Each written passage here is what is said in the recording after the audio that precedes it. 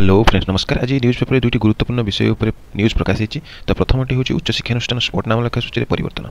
उच्च शिक्षानुष्ठान स्नातक सहित स्नातकोत्तर 2 वर्षिया बीएड एमएड 3 वर्षिया एलएलबी 3 वर्षिया इंटीग्रेटेड बीएड एवं एमएड रे स्पॉट नामलेखा अवधि रे परिवर्तन करा जायछि।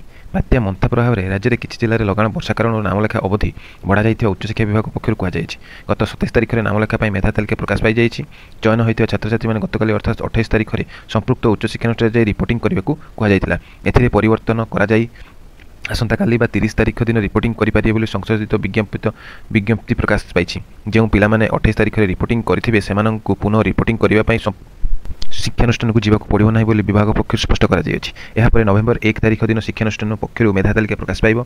3 ରୁ 6 तारिख मध्य चयन होता शिक्षानुष्ठान आशायी छात्र छात्री मैंने नाम लेखाई पारे। तो आप 30 तारिख जाए रिपोर्टिंग करेंगे और 1 तारिख में आप मेरिट लिस्ट आसो और 3 ରୁ 6 मध्य आप एडमिशन करेंगे। धन्यवाद।